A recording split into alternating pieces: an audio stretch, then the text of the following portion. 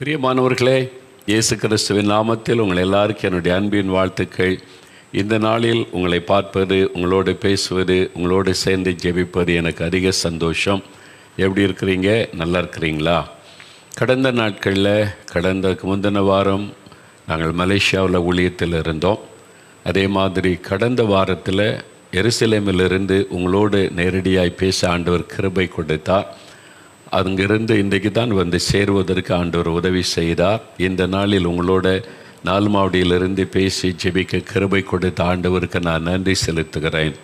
ஒரு பெரிய சந்தோஷம் என்னவென்றால், நம்ம ஜெபிக்கிறோம்ல, இந்த ஜெபிக்கலாம் நிகழ்ச்சியில் நீங்கள் ஜெபிக்கிறீங்க, குட்டி பிள்ளைகள் ஜெபிக்கிறாங்க, பெரியவங்க ஜெபிக்கிறாங்க, நம்ம எல்லாருமே இணைந்து ஜெபிக்கிறோம்ல. பல தேசத்திலிருந்து 160 நாடுகளுக்கு மேலே நம்ம ஒன்றாக இணைந்து ஜெபிக்கிறோம்ல. பல திருச்சபை சார்ந்த ஊழியக்காரர்கள், போதகர்கள், விசுவாசிகள் இணைந்து ஜெபிக்கிறோம்ல.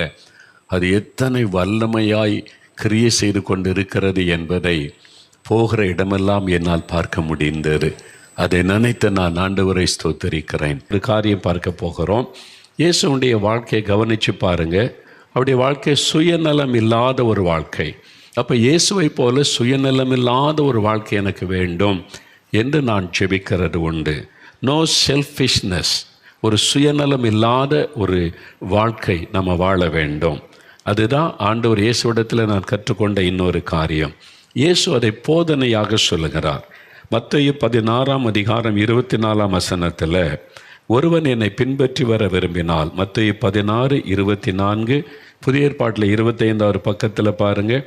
இயேசு தம்முடைய சீஷர்களை நோக்கி, அவருக்கு சீஷராக இருக்க விரும்பித்தானே நீங்கள் இந்த நிகழ்ச்சியை தொடர்ந்து பார்க்குறீங்க. அப்போ இயேசு தம்முடைய சீஷர்களை நோக்கி, ஒருவன் என்னை பின்பற்றி வர விரும்பினால் அவன் தன்னைத்தான் வெறுத்து தன் சிலுவை எடுத்துக்கொண்டு என்னை பின்பற்ற கடவன். Deny himself. முதல்ல தன்னை வெறுக்கணும் அப்படின்னா என்ன அர்த்தம்? அவனுக்குள்ளே சுயநலம் இருக்கக்கூடாது, செல்ஃபிஷ்னஸ் இருக்கக்கூடாது. இதுதான் ஆண்டவரை பின்பற்றுவதற்குள்ள இன்னொரு முக்கியமான காரியத்தை இயேசு சொல்லுகிறார். இயேசுடைய போதனை மாத்திரம் அல்ல, அவருடைய வாழ்க்கையை கவனிங்களேன். இயேசு நிறைய பேருக்கு சுகம் கொடுத்தார், குருடருக்கு பார்வை கொடுத்தார், சப்பானிகளை நடக்க பண்ணினார், மரித்தோரையும் எழுப்பினார், பிசாசு கட்டிலேருந்து நிறைய பேருக்கு விடுதலை கொடுத்தார், நிறைய அற்புதங்களை எல்லாம் ஆண்டவர் செய்தார். எதையாவது தன்னுடைய பெருமைக்காக ஆண்டவர் செய்தாரா? யோசித்து பாருங்கள். ஏதாவது இயேசு பெருமைக்காக செய்தாரா? அல்லது தன்னுடைய லாபத்துக்காக ஏதாவது செய்தால், இதை செய்தால் எனக்கு இது கிடைக்கும் அப்படின்னு ஏதாவது அற்புதம் செய்திருக்கிறத பார்க்க முடியுதா? நீங்கள் பாருங்களேன், இயேசுடைய செய்த அற்புதம் அதெல்லாம் கொஞ்சம் தியானித்து பாருங்கள், யோசித்து பாருங்கள். எதையாவது சுயநலத்துக்காக இயேசு செய்தாரா? சுய லாபத்துக்காக ஏதாவது செய்திருக்கிறாரா அப்படின்னு யோசித்து பாருங்கள்.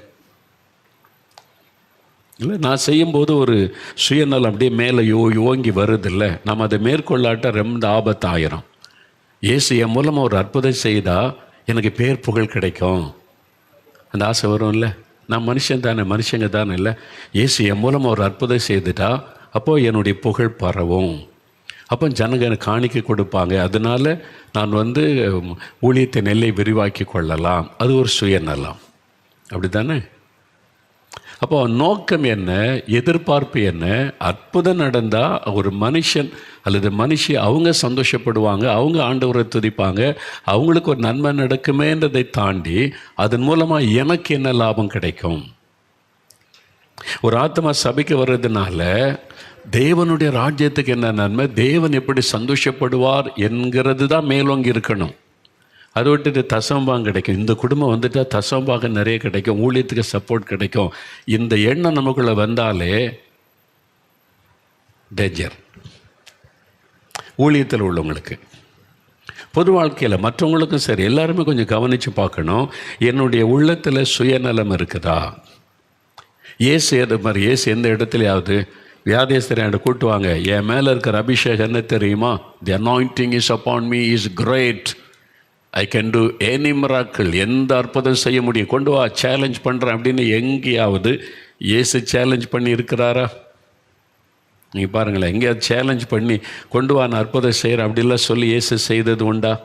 பெருமைக்காக பாரு, நான் அற்புதம் செய்ய போகிறேன், எல்லோரும் பாருங்கள் நான் இப்படி அற்புதம் செய்கிறேன்னு பாருங்கள். இயேசு எங்கேயாவது இப்படி செஞ்சுருக்காரா? இல்லை.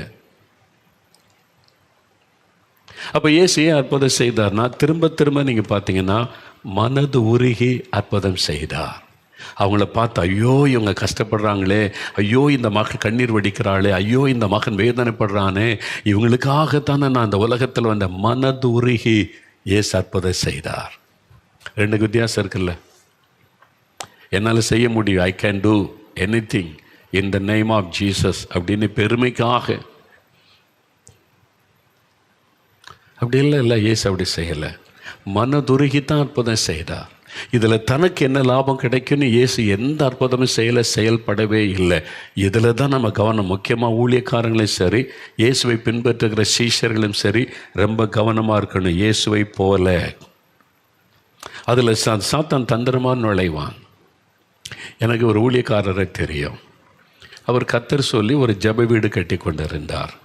ஜெபிக்கிற மக்களை கூட்டி தேசத்துக்காக ஜெபிக்கணும்னு சொல்லி அது கட்டப்பட்டு கொண்டே வருகிறது. நிறைய தேவைகள் கர்த்தரையே சார்ந்து ஜெபித்து செய்து கொண்டே வருகிறார்.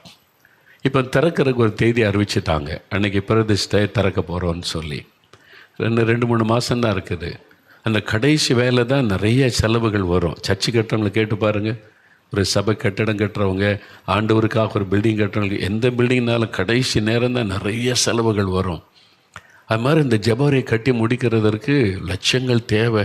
ரொம்ப நெருக்கமான சூழல். இந்த இவ்வளோ நாளைக்குள்ள இவ்வளோ பணம் வருமா, முடிச்சிட முடியுமா, ஆண்டவர்கிட்ட ஜெபம் கருத்து, ஆண்டவரை இதுவரை தேவையை சந்திச்சிங்க, எனக்கு கொஞ்ச நாள் தான் இருக்குது, அதுக்கு இவ்வளோ தேவை இருக்குது, அதை செய்யணுமேன்னு ஜெபிச்சுக்கிட்டு இருக்கும்போது ஒரு கடிதம் வருது. வெளிநாட்டில் இருந்து, வளைகுடா நாடுகளில் இருந்து ஒரு கடிதம் அந்த ஊழியக்காரருக்கு வருது. என்ன வருது? 2 வாரம் ஊழியத்துக்கு எங்கள் நாட்டுக்கு வாங்க, நாங்கள் பல சபைகள் இருக்குது, சில பட்டணங்களில் இருக்கிறோம், ஒவ்வொரு இடத்துல நீங்கள் வந்து செய்தி கொடுக்கணும். ஊழிய அழைப்பு வருகிறது. அதை வச்சு நான் ஒரு பக்கம் அவருக்கு, நம்ம இந்த பில்டிங் கட்டி முடிக்கணுமே, கொஞ்ச நாள் தானே இருக்குது, கவனம் செலுத்தணுமே, இப்போ நம்ம போயிட்டு வந்தால் பில்டிங் வேலைகள் சரியாக முடிக்காமல் போயிடக்கூடாதேன்னு எண்ணம். இன்னொரு பக்கம் பண தேவை இருக்குது நமக்கு நிறையா. அப்போது ஒரு நண்பர்கிட்ட கேட்டால், இந்த நாடு எங்கே இருக்குது, வளைகுடா நாடுகளில் இந்த இடம் எங்கே இருக்குது, அவருக்கு புதுசாக இருக்குது அந்த நாடு. அவங்க சொன்னாங்க, பிரதர் இங்கே நம்ம நிறைய மக்கள்லாம் இருக்கிறாங்கன்னு அவருக்கு சொல்லப்பட்டது. தமிழ் சபைகள் இருக்குது, நிறைய ஆண்டவருடைய பிள்ளைகள் அங்கே இருக்கிறாங்க, நல்லா சம்பாத்தியம் பண்ணுறாங்க, நீங்கள் 2 வாரம் போயிட்டு வந்தீங்கன்னா நல்லா அவங்க காணிக்கை கொடுப்பாங்க, அதை வச்சு நீங்கள் இந்த ஜெபரையை கட்டி முடிச்சிடலாமே. இப்போ அவங்களுக்கு நிறைய பணம் தேவை இருக்குல்ல, அப்போ நீங்கள் 2 வாரம் ஊழியத்துக்கு போயிட்டு வந்தால் நீங்கள் அந்த பணத்தை வச்சு கட்டி முடிச்சிடலாம். அது மாதிரி அவங்க காணிக்கை கொடுப்பாங்க, ஏன்னா அவ்வளோ வசதி அங்கே இருக்குது, அதனால் நீங்கள் போயிட்டு வாங்கன்னு அந்த நண்பர் சொன்னார்.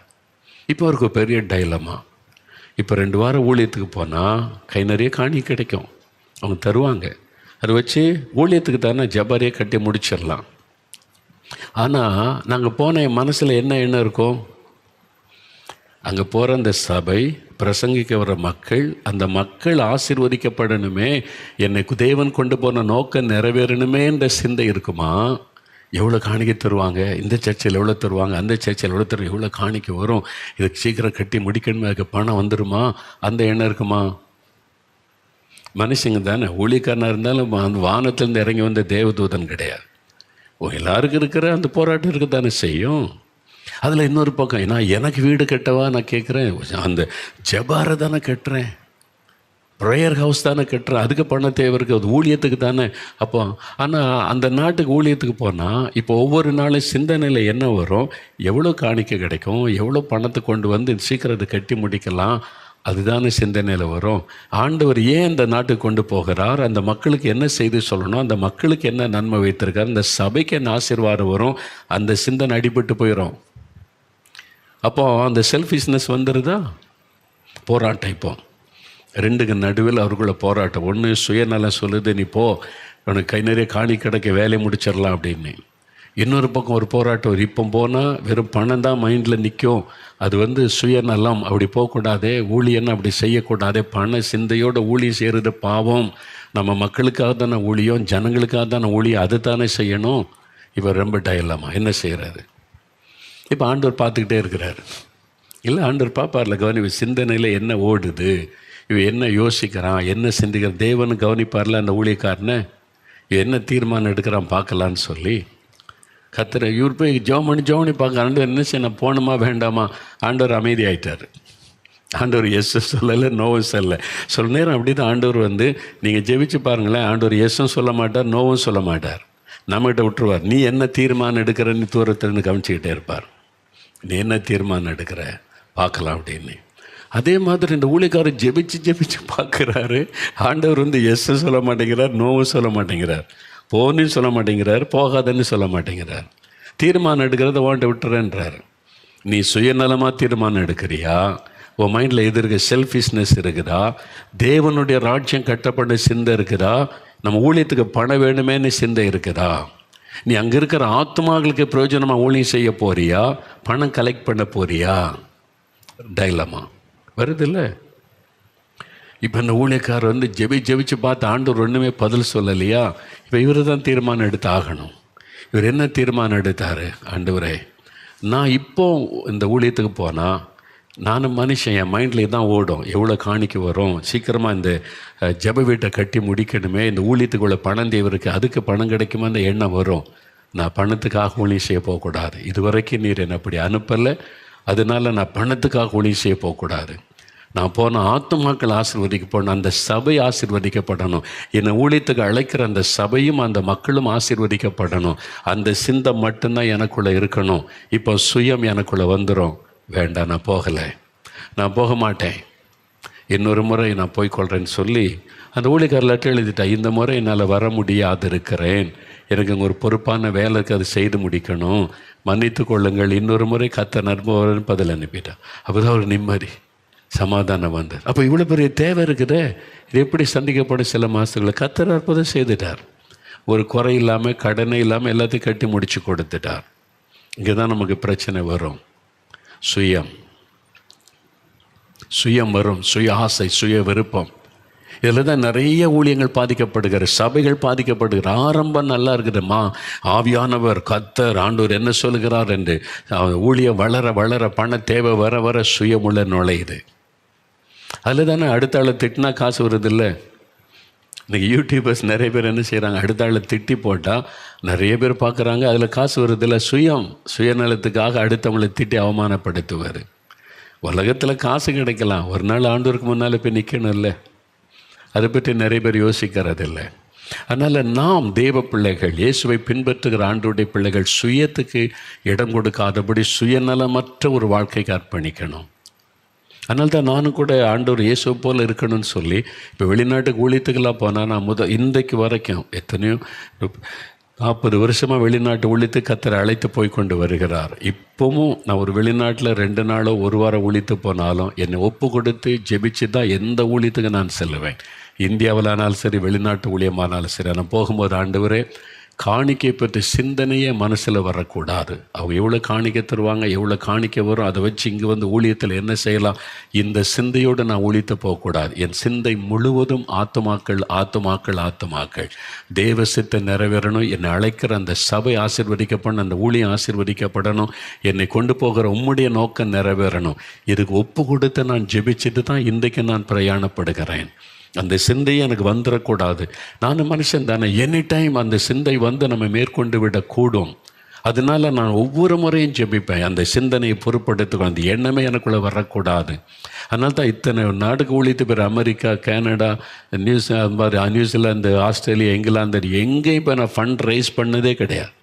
தேவனுடைய கூடாரம் கட்டும்போது சரி, இதுக்கு முன்னால் ஊழியங்களுக்கு சரி, எங்கேயும் ஃபண்ட் ரைஸிங்கே நான் பண்ணினதே கிடையாது. இந்த ஊழியம் உள்ள தேவை இருக்குது, நீங்கள் கொடுங்கன்னு எங்கேயும் கேட்டதில்லை. அதுக்கு நான் ஃபண்ட் ரைஸ் பண்ணுறது ஒரு ஊழியம் கிடையாது. அதுக்கு நான் போகிறதில்லை. நான் அனுப்புறது வசனத்தை அறிவிக்க, சுவிசேஷத்தை சொல்ல, அங்கே இருக்கிற மக்கள் ஆசீர்வதிக்கப்பட, அவ்வளோதான். அதற்கு என்னை நான் ஒப்பு கொடுத்து ஜெபத்தோடு போகிறேன். என்னை நான் காத்துக்கொள்ள இயேசுவை போல சுயநலமற்ற ஒரு வாழ்க்கை எனக்குள்ளே இருக்கணும். ஆண்டவர் ஒரு அற்புதம் செய்தால் அவங்ககிட்ட என்ன நன்மை கிடைக்கும்னு எதிர்பார்க்கக்கூடாது. இந்த வீட்டுக்கு போய் ஜெபிக்கிறவங்களுக்கு ஒரு நன்மை நடந்துட்டு அவங்க நம்ம ஊழியத்துக்கு ஏதாவது தந்துடுவாங்கன்னு எதிர்பார்ப்பு இருக்கக்கூடாது. அதான் சுயநலம். இயேசு அவ்வளோ அற்புதம் செய்தார், ஏதாவது எதிர்பார்த்தாரா? செத்தவங்களை எழுப்பிட்டு அவங்க ஏதாவது நமக்கு தருவாங்க, நன்மை செய்வாங்கன்னு எதிர்பார்த்தாரா? இல்லையே. அந்த மாதிரி நான் ஊழியம் செய்யணும்னு என்னை ஒப்பு கொடுத்துருக்கிறேன். இன்றைக்கி உங்கள் வீட்டில் கூட பாருங்களேன், நம்ம வீட்டில் ஏன் சண்டை வருது? மாமியார் மருமகள் சண்டை, கணவன் மனைவி சண்டை. சுயனம், செல்ஃபிஷ்னஸ். மற்றவங்க நன்மை பார்ப்பதில்லை. ஒரு மனைவி என்ன நினைக்கணும்? இந்த கணவருக்கு ஏற்ற துணையாக இருக்க தான் கர்த்தர் என்னை அவரோடு இணைத்திருக்கிறார். அதுக்கு நான் என்ன தியாகம் பண்ணி அவருக்கு துணையாக இருக்கலான்னு நினச்சா அந்த குடும்பத்தில் ஆசீர்வாதம். புருஷன் என்ன நினைக்கணும், இந்த மனைவியை கர்த்தர் எனக்கு ஏற்ற துணையாய் தந்திருக்கிறார், என் மனைவிக்கு நான் எப்படி பாதுகாப்பாக இருப்பது, அவளை எப்படி சந்தோஷமாக வைத்திருப்பது என்று சுயநலம் இல்லாமல் மனைவி நேசிக்க ஆரம்பித்தா பிரச்சனை இல்லை. இங்கே எல்லாருக்குள்ள ஒரு சுயநலம் அப்படி இருக்கிற மனைவினாக்கி, நீ எனக்கு சேவை செய்ய தானே வந்திருக்கிற, நீ எனக்கு நன்மை செய்ய தானே வந்திருக்க, நீ இப்படி தான், நான் இப்படி தான் இருப்பேன், எனக்காக தான் நீ. அந்த சுயம் மனைவி நினைக்கிறாங்க, நான் அப்படிலாம் இருக்க முடியாது, எங்கள் வீட்டில் அப்படி இருந்தேன் இப்படி இருந்தால நான் வந்து அடிமையாக வந்துட்டேன் அப்படின்னு சுயத்துக்கு இடம் கொடுக்கறனால தான் கணவன் மனைவி பிரச்சனை வருது, மாமியார் மருமகள் பிரச்சனை வருது. மாமியார் சொல்கிறாங்க, இவ்வளோ நாள் என் பையனை நான் வளர்த்தேன், நீ என்ன என் மகனுடைய வாழ்க்கையில் வந்து இப்படிலாம் பண்ணுறேன்னு சொல்லி சுயம், அந்த செல்ஃபிஷ்னஸ், இதுதான் நிறைய குடும்பத்தை உடைக்க காரணம், குடும்ப பிரச்சனை காரணம், ஊழிய பிரச்சனை காரணம், சபை பிரச்சனை காரணம் சுயம். எதுக்கு போட்டி பொறாமல் செக்ரட்டரி ட்ரெஷரர் சண்டை, இன்றைக்கி நீதிமன்றம் வரைக்கும் போய் நிற்கிறதுக்கு எல்லாத்துக்கும் பின்னால் பாருங்கள் சுயம். அந்த சுயநலம்தான், நான் எனக்குடைய ரைட்ஸ் இருக்குது. இதனால தான் இன்றைக்கி சபையில் சண்டை, வீட்டுக்குள்ளே சண்டை, ஊழியங்களுக்குள்ளே சண்டை, எல்லாத்துக்கான சுயம். ஆனால் தான் ஆண்டு சொல்ல, சுயத்தை வெறுத்து சிலுவை எடுத்துக்கொண்டு பின்பற்று. இயேசுவை பின்பற்ற நமக்குள்ள சுயநலமே இருக்கக்கூடாது. No selfishness. அதுதான் உங்கள் குடும்ப சமாதானத்தை பாதிக்குது, சபையை பாதிக்குது. அப்போ அதுக்கு நம்ம ஒப்பு கொடுக்கணும். சரியா? இயேசுவே உம்மை போல நான் வந்து சுயநலம் இல்லாமல் வாழ என்னை ஒப்பு கொடுக்குறேன்னு சொல்லுங்கள். உங்கள் வாழ்க்கை ஆசீர்வாதமாக இருக்குது. அந்த குணம் இயேசு தருவார். 16வது இன்னொரு சுபாவம் பாருங்கள். இயேசுவை போல அவர் தீமைக்கு நன்மை செய்கிற சுபாவம் உள்ளவர். தீமைக்கு நன்மை செய்வார் இயேசுவை போல. அப்போ நம்மளும் அப்படி தான் இருக்கணும்னு விரும்புகிறார். அதுக்கு என்ன போதனை கொடுக்குறார் பாருங்கள். மத்தேயு 5:44 பாருங்கள். பைபிளில் மத்தேயு 5:44 இயேசு சொல்லி கொடுக்குறார். என்ன சொல்கிறார் பாருங்கள். 8வது பக்கம் புதிய ஏற்பாட்டில் பாருங்கள். நான் உங்களுக்கு சொல்லுகிறேன், உங்கள் சத்துருக்களை சிநேகியுங்கள், உங்களை சபிக்கிறவர்களை ஆசீர்வதியுங்கள், உங்களை பகைக்கிறவர்களுக்கு நன்மை செய்யுங்கள், உங்களை நிந்திக்கிறவர்களுக்காகவும் உங்களை துன்பப்படுத்துறவர்களுக்காகவும் ஜெபம் பண்ணுங்கள். அப்போ இங்கே 4 காரியம் சொல்ல. முதலாவது நேசியுங்கள். உங்களை பகைக்கிறாங்களா, நீங்கள் அவங்கள நேசிங்க, அவங்கள வெறுக்காதங்க, அவங்கள நேசிங்க. 2வது ஆண்டு சொல்கிறாரு, உங்களை சபிக்கிறாங்களா அவங்கள ஆசீர்வதிங்க, பிளஸ் தம். உங்கள் மாமியாரோ மருமகளோ பக்கத்து வீட்டாரோ எதிர் வீட்டாரோ சொந்தக்காரங்களோ பகைஞ்சரோ அவங்கள பிளஸ் பண்ணுங்க, ஆண்டு சொல்ல ஆசீர்வதிங்க. 3வது உங்களை பகைக்கிறவங்களுக்கு நன்மை செய்யுங்க. உங்களுக்கு தீமை செய்கிறாங்களா, பகைச்சி சத்துருவா உங்களை என்ன தீமை செய்ய, உங்களை வேற டேமேஜ் பண்ண நினைக்கிறாங்க, சொத்துக்களை அபகரிக்க நினைக்கிறாங்க, உங்களுக்கு தீமை செய்கிறாங்க, உங்களுக்கு வரக்கூடிய நன்மையை கெடுக்கிறாங்க, அவங்களுக்கு நன்மை செய்யுங்க ஆண்டு சொல்கிறார். அவங்கள நன்மை செய்யுங்க, அவங்களுக்கு ஜெபம் பண்ணுங்க. 4 காரியம் சொல்கிறார். அதில் ஒன்று நன்மை செய்யுங்க. தீமை செய்கிறவங்களுக்கு நன்மை செய்வது, இதான் இயேசுடைய சுபாவம். நீங்கள் முதல்ல இயேசுடைய வாழ்க்கையில் அவர் போதனின்படி எப்படி நடந்தார்னு பாருங்களேன். லூக்கா எழுதின சுவிசேஷம் 22 அதிகாரம். இதில் தான் இயேசு இந்த உலகத்தில் இருந்தபோது, அவர் இயேசுவாக உலாவின போது செய்த கடைசி அற்புதம் எழுதப்பட்டிருக்கிறது. The lost miracle of Jesus Christ. லூக்கா 22 அதிகாரம் 50-51 வசனம் பாருங்கள். எடுங்க, பைபிளை எடுங்க, பைபிளை புரட்டி பாருங்கள். லூக்கா 22 அதிகாரம் 50-51 வசனம். 119வது பக்கம் புதிய ஏற்பாடு எடுத்துட்டிங்களா? அந்த வசனத்தை பாருங்களேன். என்ன சொல்லப்பட்டிருக்கிறது? இயேசுவை கெத்செமனே தோட்டத்தில் கைது செய்வதற்கு நிறைய போர் வீரர்கள் வர்றாங்க. அதில் பிரதான ஆசானுடைய வேலைக்காரன் அவெல்லாம் வெறியோடு வர்றான். இயேசுவை அழிச்சிடணும், கொன்னுறணும்னு சொல்லி ஒரு வெறியோட தீப்பந்தங்கள் எடுத்துக்கொண்டு, ஈட்டிகள் எடுத்துக்கொண்டு, அவர் யாரையும் திருப்பி அடிக்க போகிறது இல்லை. கிறிஸ்தவ சிலர் சொல்லுவாங்க, இந்த கிறிஸ்தவங்களை எப்படி அடிக்கணும்னு இங்கே கராத்தே சொல்லிக் கொடுக்காங்க, சிலம்பு சண்டை சொல்லிக் கொடுக்குறாங்க. ஒருத்தர் சொன்னார், இந்த இடத்துல எங்கள் கிராமத்தில் ஒரு இடத்துல பயிற்சி கொடுக்குறாங்கன்னு. அப்போ அநேக வருஷத்துக்கு முன்னால் கிறிஸ்தவங்களை எப்படி அடிக்கணும், முஸ்லீமை எப்படி அடிக்கணும்னா பயிற்சி கொடுக்குறாங்கன்னு. அவர் ஒரு நண்பர் சொன்னார். நான் சொன்ன சிரிச்சுக்கிட்டே, எங்களை அடிக்கிறதுக்கு பெரிய பயிற்சிலாம் தேவையில்லை, நாங்கள் என்ன திருப்பி அடிக்க போகிறோம், இயேசு சொன்னது இங்கே அடித்தா இதை காமிச்சிட்டு போன்றார். நாங்கள் திருப்பி எங்களுக்கு அடிக்க தெரியாது, அடி வாங்கிக்கிட்டு இயேசுவே ஸ்தோத்திரத்தை சொல்ல தெரியும். எங்களை அடிக்கிறதுக்கு அவங்க கராத்தே படிக்க வேண்டியதில்லை, சிலம்பு படிக்க தேவையில்லை, அடிக்க தெரிஞ்சால் போதும், அடிக்கலாம். நாங்கள் திருப்பிலாம் எங்களுக்கு அடிக்க தெரியாது. அப்படி இயேசு எங்களுக்கு சொல்லி கொடுக்கல. அது வேஸ்ட்டு அவங்க பழகிறதெல்லாம். அதனால் எங்களுக்கு அதை பற்றி கவலை இல்லை. நாங்கள் அவருக்காக அடி வாங்குவதை பாக்கியமாய் கருதுகிறோம். இயேசுவுக்காக அடிப்பட்டால் அது பெரிய பாக்கிய சந்தோஷமாய் கருதுகிறோம். இயேசுவுக்காக நிந்திக்கப்பட்டால் மகிழ்ந்து கழிகிறோம், அது பெரிய பாக்கியம், அது எங்களுக்கு ஆசீர்வாதம். அதனால்தான் யார் பேசினாலும் யார் திட்டினாலும் சந்தோஷப்பட்டு களி கூறுகிறோம், வருத்தப்படுவதில்லை, சோர்ந்து போவதில்லை, முடங்கி போவதில்லை. ஏன்னா ஆண்டவர் அதிகமாக ஸ்தோத்திரம் பண்ணி துதிப்பேன், அது எங்களுக்கு ஆசீர்வாதம். அது மாதிரி பாருங்கள், இவனை இயேசுவை பிடிப்பதற்கு பிரதான ஆசாரியனுடைய வேலைக்காரனும் கூட வர்றான். என்ன வசனம் வாசிக்கிறான், அந்தபடியே அவர்களில் ஒருவன் பிரதான ஆசாரியனுடைய வேலைக்காரனை வலது காதர வெட்டினான். ஒரு பட்டயத்தை பேதர் கையில் எடுத்து வெட்டிட்டான். நீ இயேசுவையா பிடிக்க வந்தீங்கடா அப்படின்னு சொல்லி. இயேசு பொறுமையாக இருக்கிற மாதிரி சீசல் இருப்பாங்களா, அதுவும் அவங்க மீன் பிடிக்கிற தொழில் செய்கிறவங்க, ரொம்ப ஸ்ட்ராங் பாடி, பயங்கரமான வைராக்கியமான ஆட்கள். பேதர் வெட்டிட்டான், காது துண்டாக விழுந்து விட்டார். இப்போ என்ன அப்பொழுது இயேசு, இம்மட்டும் நிறுத்துங்கள், பட்டயத்தை எடுக்கிறவன் பட்டயத்தால் மடிவான். இது இயேசு சொன்ன வார்த்தை. இன்றைக்கி உலகத்தில் யார் யாரோ சொன்ன மாதிரி இயேசு பேரை மறைச்சிட்டு சொல்லுவாங்க.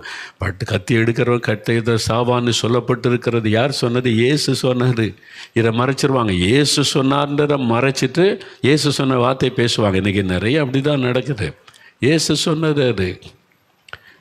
அதனால் இயேசு தான் சொல்கிறார் பாருங்கள், பட்டயத்தை எடுக்கிறவன் பட்டயத்தால் மடிவான், கத்தி எடுக்கிறவன் கத்தியால் மடிவான், உள்ளப்பட்டது எடுக்காதுன்னு சொல்லிட்டு ஆண்டவர் சொல்கிறாரு, அவனுடைய காதை தொட்டு அவனை சொஸ்தப்படுத்தினார். இயேசு அவனுடைய காதை கட் பண்ணப்பட்டது, அந்த காதை தொட்டு சுகமாக்கினார். இதான் இயேசு செய்த ஃபைனல் மிராக்கிள் இந்த வேர்ல்டு. உலகத்தில் அவர் இயேசுவாக இருக்கும்போது செய்த அந்த அற்புதம், கடைசி அற்புதம். அவருடைய காதை தொட்டு குணமாக்கினார். யாரை குணமாக்கினார்? இயேசுவை கள்ளனை மாதிரி பிடிக்க வந்தவன், வெறி கொண்டு தாக்க வந்தவன், பிரதான ஆசாரியனுடைய வேலைக்காரன் இயேசுவை திட்டி கொண்டு கூச்சலிட்டு கொண்டு வந்திருப்பான். காது வெட்டப்பட்ட உடனே கதறி, ஐயோ காது போச்சே, ரத்தம் வடியுது, ஐயோ காது போச்சேன்னு கலங்கி இருப்பான், அது அழுதுருப்பான். இயேசு அவனை தொட்டு குணமாக்கினார். அதான் இயேசு. தீமை செய்தவர்களுக்கும் நன்மை செய்தவர் இயேசு. அதுதான் ஆண்டவர் சொல்கிறார், தீமை செய்தவர்களுக்கு நன்மை செய்யுங்க. நீ தீமையினாலே வெல்லப்படாமல் தீமையை நன்மையினாலே வெல்லு என்று ஆண்டவர் நம்ம கற்றுக் கொடுத்திருக்கிறார். யோவான் 18:10 அவருடைய பெயர் கூட இருக்கிறார். அவருடைய பெயர் மல்கூஸ் என்பது. அந்த பிரதான ஆசாரியனுடைய வேலை பெயர் மல்கூஸ் என்பது. என்ன தான் இயேசு செய்த கடைசி அற்புதம். அவர் உலகத்தில் அவர் இயேசுவாக இருக்கும்போது அந்த உலகத்தில் உலாவின நாட்களில் செய்த அற்புதம் இல்லை. அப்போ உங்களுக்கு தீமை செய்கிறவங்க இருப்பாங்க. நீங்கள் வீட்டில், வேலை செய்கிற இடத்துல, பக்கத்து வீட்டில், சபையில் கூட இருப்பாங்க உங்களுக்கு தீமை செய்கிறவங்க. நீங்கள் உடனே பதிலுக்கு தீமை செய்ய நினைக்கக்கூடாது. நீங்கள் நன்மை செய்யணும் அப்படின்னு இயேசு கற்றுக்கொடு. தீமை செய்தவர்களுக்கு நன்மை செய்யுங்கள் அப்படின்னு ஆண்டவர் கற்றுக் கொடுக்கிறார். அப்போ இயேசு அவர் பிரசங்கம் பண்ணது மாத்திரமல்ல, அது வாழ்ந்து காண்பித்தார். நாமும் அப்படி வாழணும் அப்படின்றத ஆண்டவர் நம்ம கற்றுக் கொடுத்திருக்கிறார். எனக்கு ஒரு ஊழியக்காரரை தெரியும். அவர் ஆண்டவருடைய வசனத்தின்படி நல்ல ஊழியம் செய்து கொண்டு வசனத்தின்படி வாழ விரும்புகிற ஒரு மனிதர். அதனால் எல்லாரையும் நேசிப்பார், எல்லாருக்கும் உதவி செய்வார். ஒரு நண்பர் பாருங்கள், பிஸ்னஸில் நொடிஞ்சு கஷ்டப்பட்டு போனார். அதனால் பாவம் பிஸ்னஸில் நஷ்டமடைஞ்சு கஷ்டப்பட்டுட்டாரே, அவருக்கு ஒரு உதவி செய்யலாம் என்று சொல்லி, அப்போ என்ன செய்யலான்னு சொன்னபோது, எனக்கு நீங்கள் இந்த மாதிரி ஒரு சின்ன உதவி செய்தீங்கன்னா, பேங்கில் லோன் எடுக்க உதவி செய்தால் நீங்கள் சொன்னால் லோன் கொடுப்பாங்க, நீங்கள் பொறுப்படுத்திங்கன்னா நான் கரெக்டாக செஞ்சிருவேன்னு சொல்லி, சரி ஒருத்தருடைய வாழ்க்கை உயரணும், கஷ்டப்பட்டு போனார், ஒரு நன்மை செய்யலான்னு சொல்லி பேங்க் மேனேஜர்கிட்ட பேசி சரி நான் லோன் வாங்கி கொடுத்து ஒரு பிஸ்னஸ் ஆரம்பிச்சிட்டார். ஆனால் சொன்னபடி செய்யலை. பேங்குக்கு லோன் கேட்டால மாதம் மாதம் பணம் கேட்டானல்ல, இல்லாட்டினா அது அந்த ஊழியக்காரர் மேலே தானே விழும். அதனால் கொஞ்சம் கஷ்டப்பட்டு போய் அவர் சொன்னார், ஏன் இப்படி நடக்கிறீங்க, கரெக்டாக ஆண்டவர் ஆசீர்வதிக்கிறார், பிஸ்னஸை கொடுங்கன்னு சொல்லி. அவர் உடனே இந்த ஊழியக்காரர் மேலே இல்லாத பொல்லாத சொல்லி, ஏன் சொத்து அவர் எடுக்கிறார், ஏன் பொருள் அவர் எடுக்கிறார், அவ்வளோ சொல்லி இல்லாத பொல்லாத சொல்லி மற்றவங்கள்ட்ட பேசி, இவர் என்ன இந்த ஊழியக்காரர் இப்படியா பண்ணுறாரு, ஐயோ நாங்கள் ரொம்ப நல்ல அன்பாக இருக்கிறவெல்லாம் நினச்சோன்னு சொல்லி வழக்கு பேசலாம் வந்துட்டாங்க. அந்த ஊழியக்காரர் சொன்னார், இதுதான் உண்மை நடந்தது, நான் ஏன் அவர் பணத்தை எடுக்க போகிறேன், அவருக்கு உதவி செய்ய போனேன், ஆனால் அவர் அவர் சொன்னபடி நடந்து கொள்ளலையே, அதனால் பாதிப்பு வருது. அவங்க வந்தவங்க ஊழியக்கார்ட்ட மன்னிப்பு கேட்டு போனாங்க. நாங்கள் எனக்கு தப்பாக சொல்லிட்டாங்க உங்களை பற்றி. அவங்க விசாரித்த பிறகு தான் தெரியுது, ஐயோ நீங்கள் எவ்வளோ நன்மை செய்திருக்கிறீங்க அவருக்கு, அவர் இவ்வளோ உங்களுக்கு தீமை செய்துட்டாரு, தயவுசெய்து மன்னித்து கொள்ளுங்க, அவர் பேச்சு கேட்டு நாங்கள் வந்துட்டோன்னு சொல்லி மன்னிப்பு கேட்டு போயிட்டாங்க. சரி, அதோடு முடிஞ்சது. சில வருஷங்கள் கழிந்தது. இவருக்கு தீமை செய்தாரில் கெட்ட பேரை உண்டாக்கி பழி சுமத்தி பொய்யானதை சொல்லி ரொம்ப பாதிக்கப்பட்டு ரொம்ப கஷ்டப்படுகிறார். சாப்பாட்டுக்கே கஷ்டம், குடும்பத்தை நடத்தவே கஷ்டன்ற செய்தி அந்த ஊழியக்காரர் கேள்விப்பட்டார். உடனே அவர் வேணும், அவருக்கு என்னை அபாண்டமாக பழி சுமத்தி எனக்கு தீமை செய்தான்ல, நான் நன்மை செய்த எனக்கே தீமை செய்தார்ல, வேணும் அப்படின்னு சந்தோஷப்படவில்லை. அந்த ஊழியக்காரர் பாருங்கள், ஆண்டவர் சொன்னார், நன்மை செய். உனக்கு அவன் தீமை செய்துட்டான், அவனுக்கு அவமானத்தை கொண்டு வந்தான், அவனை ஏமாற்றிட்டான், அவனை வேதனைப்படுத்தினான், எல்லாருக்கும் மத்தியில் அவன் பேரை கெடுக்கிற மாதிரி நடந்து கொண்டான், உண்மைதான், நீ அவனுக்கு நன்மை செய். உடனே அந்த ஊழியக்காரர் பாருங்கள், அவரை கூப்பிட்டு நீங்கள் ஒன்றும் நினைக்காதங்க, உங்களுக்கு ஒரு பிஸ்னஸ் கிடைக்க வரைக்கும் நான் உதவி செய்கிறேன், உங்கள் குடும்பத்தார் சாப்பிடணும், பசியோடு நீங்கள் இருக்கக்கூடாது, நான் ஹெல்ப் பண்ணுறேன்னு சொல்லி அவருக்கு ஒரு நல்ல பிஸ்னஸ் அமைந்து வருமானம் வரும் வரைக்கும் அந்த ஊழியக்காரர் உதவி செய்கிறார். அது எனக்கு தெரியும். இல்லை, தீமை செய்தவங்களுக்கு நன்மை செய்வார். அதன் பிறகு அவர் கருத்தை பிடித்து கொண்டு அழுது சொன்னார், நான் இவ்வளோ உங்களுக்கு தீமை செய்கிறோம், எனக்கு நன்மை செய்கிறீங்களே, என் மேலே இவ்வளோ அன்பு அக்கறையாக எனக்கு நன்மை செய்தீங்களே, நான் இப்படி மறப்பேன் என்று சொல்லி அவர் மன்னிப்பு கேட்டு ஆண்டவருக்கு நன்றி சொன்னார். இதை தான் இயேசு எதிர்பார்க்கிறார். உங்கள் குடும்பத்துக்குள்ளே, வேலை செய்கிற இடத்துல, வசிக்கிற இடத்துல, சபையில் கூட தீமை செய்கிறவங்க இருப்பாங்க. நீங்கள் நல்லா இருந்தால் சிலருக்கு பிடிக்காது, இன்னைக்கு கொஞ்சம் நல்ல பேர் புகழோடு வந்தால் சிலருக்கு பிடிக்காது, நீங்கள் ஆசீர்வாதமாக இருந்தால் சிலருக்கு பிடிக்காது. உடனே உங்களுக்கு விரோதமாக பேசி செய்து அதை வச்சு லாபம் சம்பாதிக்கிறது, அதை வச்சு தங்களுக்கு ஒரு பேர் புகழை சம்பாதித்து கொள்ள நினைக்கிறேன். அதுக்கு கூட சில கள்ளர்கள் சேர்ந்து கொள்வாங்கல்ல, திருடனோடு சேருவான்ல, அது மாதிரி சேர்ந்து கொண்டு அதனால் அவங்களுக்கு ஒரு மகிழ்ச்சி. அது மாதிரி ஆட்கள் உங்கள் குடும்பத்தில் இருப்பாங்க, நீங்கள் இருக்கிற சபையில் இருப்பாங்க, உங்கள் கிராமத்தில் இருப்பாங்க. அதனால் நீங்கள் சோர்ந்து போகாதங்க. தீமை செய்கிறாங்களே என்னை, உடனே அவங்கள பகைச்சி அவங்களுக்கு ஒரு தீமை செய்யணும், பள்ளிக்கு பழி வாங்கணும் அப்படின்னு நினைக்காதங்க. ஆண்டவர் சொல்கிறாரு, நீ உனக்கு ஒருத்தர் தீமை செய்தால் அவனுக்கு நன்மை செய், அவனுக்கு உதவி செய் என்று சொல்கிறார் ஆண்டவர். இயேசு அப்படி வாழ்ந்து காண்பித்தார், தீமை செய்தவங்களுக்கு நன்மை செய்து வாழ்ந்து காண்பித்தார். அப்போ நாம் அப்படி இருக்கணும்ல, இயேசுவை போல மாற விரும்புகிறீங்களா? இயேசுவை உண்மை போல என்னை மாற்றோம். ப்ராக்டிக்கலாக யோசிக்க, சும்மா வசனத்தை வாசித்துட்டு போவதில்லை, அது மாதிரி உங்கள் வாழ்க்கையில் நடந்திருக்குதா, நீங்கள் செஞ்சுருக்கீங்களா? யோசித்து பாருங்கள். இன்னும் பகைச்சிக்கிட்டே இருக்கிறீங்களா? உங்களை பகைக்கிறவங்க, தீமை செய்கிறவங்க இருக்கிறாங்கல்ல, கட்டாயம் இருக்கிறாங்க, எல்லாருக்குமே இருப்பாங்க. அது ஒரு பெரிய ஆசீர்வாதம். இந்த திட்டுறவங்க, தீமை செய்கிறவங்க பார்த்தீங்களா, அது ஒரு பிளெஸ்ஸிங், பார்த்துக்கிடுங்க. அது இருக்கணும் நமக்கு. அது இருந்தால் தான் வாழ்க்கை ருசிக்கும். இந்த வசனத்தின்படி எப்படி வாழ்கிறது? நம்மளை பகைக்கிறவங்க இருந்தால் தானே நம்ம அவளை நேசித்து இந்த வசனத்தின்படி வாழ முடியும். யாருமே நம்மளை பகைக்கலைன்னா இந்த வசனத்தின்படி நம்ம வாழ்கிறதுக்கு சான்ஸே கிடைக்காம போயிடுறதில்ல. தீமை செய்கிறவங்க இருந்தால் தானே நம்ம நன்மை செய்து இந்த வசனத்தின்படி வாழ முடியும். தீமை செய்கிற ஆளே நமக்கு இல்லை அப்படின்னு சொன்னால் இந்த வசனத்தை எப்படி ப்ராக்டிஸ் பண்ணுறது நம்ம வாழ்க்கையில்? அதனால் எப்போவுமே அப்படி எடுத்துக்கொள்ளுங்க. நான் அப்படி தான் எடுத்துக்கொள்ளும். எனக்கு தீமை நிந்த அவமானம் தீமை செய்கிற போகிறாங்கன்னா நான் அதை வேறு மாதிரி எடுக்க மாட்டேன். வசனத்தில் என்ன சொல்லுங்க, இயேசு எப்படி நடப்பார், அப்படி நடக்க எனக்கு ஒரு சான்ஸ் கொடுக்குறார், அப்படி ஒரு வாய்ப்பை தேவன் தருகிறார். அவங்கள ஆசீர்வதிக்க, அவங்களுக்கு ஜெபிக்க, அவங்களையும் நேசிக்க, இது மாதிரி ஒரு சந்தர்ப்பம் யாருக்கு கிடைக்கும்? அதை நினச்சி ஆண்டவரை ஸ்தோத்திரம் பண்ணுங்க. சும்மா மூலையில் உட்காந்து அழாதங்க. இப்படி நிந்திக்கிறாங்க, இப்படி பேசுகிறாங்க, அவமானப்படுத்துகிறாங்க, நான் நன்மை தான் செய்கிறேன், எனக்கு தீமை செய்கிறாங்கன்னு மூலையில் உட்காராதங்க. அதை தான் பிசாசு விரும்புகிறான். எழும்புங்க. எதுக்கு சொன்ன போகணும்? கள்ளனே ரொம்ப தைரியமாக பேசுகிறான், திருடனும் ஏமாத்துறோன்னு ரொம்ப வீரம் பேசுகிறான், அவனே அநியாயக்காரனே ஒரு நயா பைசாக்கு பிரயோஜனமில்லாலும் வீரம் பேசுகிற மாதிரி பேசுகிறான். நீங்கள் எதுக்கு முடங்கி போகணும்? எழுமுங்க, சந்தோஷமாக சொல்லுங்கள். நிந்திக்கட்டும், தீமை செய்யட்டும், ஆண்டவரே அவனுக்கு நன்மை செய்ய எனக்கு வாய்ப்பு கொடுங்கன்னு கேளுங்க. நான் அப்படி தான் ஜெபிப்பேன். யாராவது எனக்கு தீமை பண்ணிட்டா அவங்களுக்கு நன்மை செய்யறதுக்கு எனக்கு ஒரு வாய்ப்பு கொடுங்க ஆண்டவரேன்னு ஜெபம் பண்ணுவேன். ஏற்ற காலத்தில் தேவன் அந்த வாய்ப்பை தருவார். நான் பார்த்துருக்குறேன், அந்த மாதிரி பார்த்துருக்குறேன்.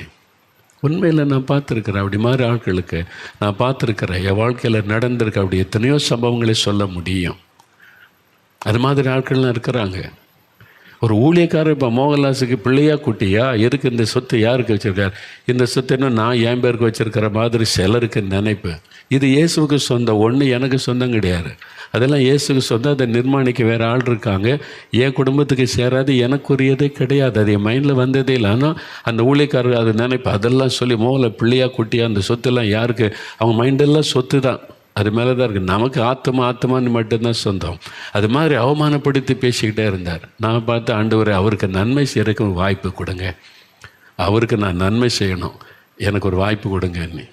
அவருக்கு ஒரு நெருக்கம் வந்தது, யாரும் உதவி செய்யலை.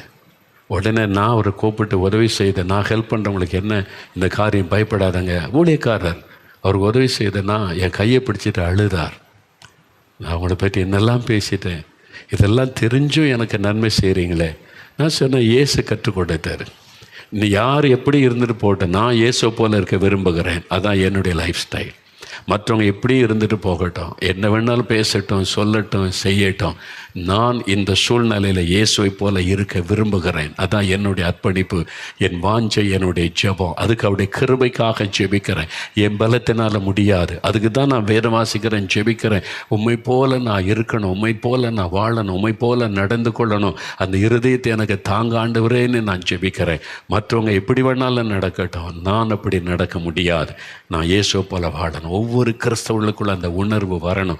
நமக்குள்ள அவரை பின்பற்றுகிற சீஷர்களுக்குள்ள அவரை போல நம்ம வாழன்ற எண்ணம் வரணும். அப்படி வாழ்ந்து பாருங்களேன், நீங்கள் எவ்வளோ சந்தோஷமாக இருக்கலாம் தெரியுமா, பெரிய மகிழ்ச்சியாக இருக்கலாம்.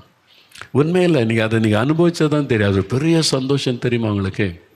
திட்டுறவனை ஏசுறவனை நிம்மதியாக இருப்பான்னு நினச்சிங்களா? நிம்மதியாக இருக்காது, சமாதானமே இருக்காது.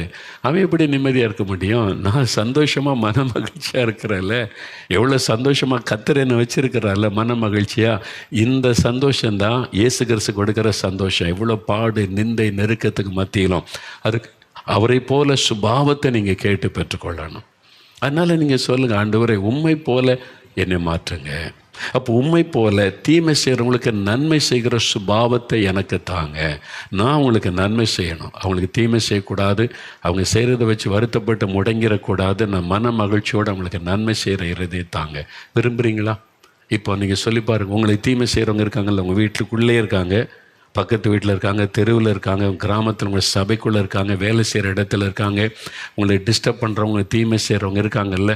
இப்போ இருதயத்தில் கை வைங்க, அவங்களுக்கு ஜெபம் பண்ணுங்க. ஆண்டவரே எனக்கு தீமை செய்கிறவங்கள நான் ஆசீர்வதிக்கிறேன், அவங்கள நேசிக்கிறேன், அவங்கள மன்னிக்கிறேன், அவங்களுக்கு நன்மை செய்கிறதற்கு எனக்கு ஒரு வாய்ப்பு தாங்க. நான் அவங்களுக்கு நன்மை செய்வதை ஹெல்ப் பண்ணுவதற்கு எனக்கு ஒரு வாய்ப்பு தாங்க. ஆண்டவரே நான் அவங்களுக்கு நன்மை செய்யணும், உண்மை போல நான் வாழணும். இயேசுவை உண்மை போல வாழணும். ஜெபிங்க. தம்பி ஜெபம் பண்ணுங்க, மகளே ஜெபம் பண்ணுங்க, குட்டி தம்பி ஜெபம் பண்ணுங்க, ஐயா வயசான ஐயா ஜெபம் பண்ணுங்க. இன்னும் கசப்பையன் வச்சுக்கிட்டு இருக்கிறீங்க, வெறுப்பையன் உள்ளத்துக்குள்ளே வச்சுக்கிட்டு இருக்கிறீங்க, நன்மை செய்யுங்க, போய் நன்மை செய்யுங்க. அவங்களுக்கு ஒரு கிஃப்ட் வாங்கி கொடுங்க, அவங்க கஷ்டத்தில் உதவி செய்யுங்க. நன்மை செய்ய தான் இயேசு சொல்லி இருக்கிறார். தீமை செய்கிறவங்களுக்கு நன்மை செய்யுங்க. இயேசு வாழ்ந்து காண்பித்தார், நாம் அதைத்தான் செய்யணும். இயேசுவே அப்படிப்பட்ட இருதயத்தை எனக்கு தாங்க, எங்களுக்கு தாங்க. உம்முடைய சீஷர்கள் எல்லாருக்குள்ளும் அப்படிப்பட்ட இருதயத்தை தாங்க.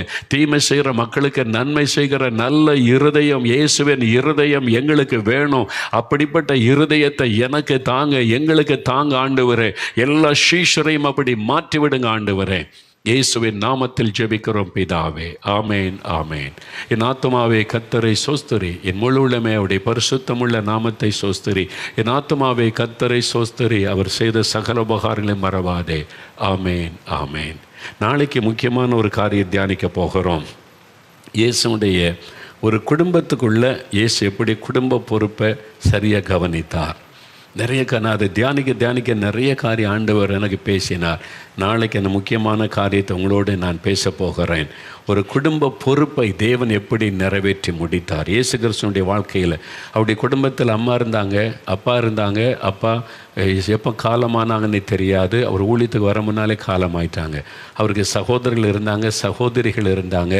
அவருடைய சகோதரன் ஊழியத்தில் இருந்ததெல்லாம் அப்போஸ்தலர் நடவடிக்கைகளை பார்க்குறோம். நிறைய காரியத்தை நம்ம நாளைக்கு தியானிக்க போகிறோம். ஒரு ஃபேமிலி குடும்பத்தில் அவர் எப்படி சாட்சியாய் வாழ்ந்து கடைசி வரை குடும்ப பொறுப்பை நிறைவேற்றினார். ரொம்ப முக்கியமான செய்தியை நாளைக்கு பார்க்க போகிறோம். 2 காரியம் தியானிப்போம். நாளை தினத்தில் மறந்துடாம பாருங்கள். கர்த்தர் உங்களை ஆசீர்வதிப்பாராக. ஆமேன்.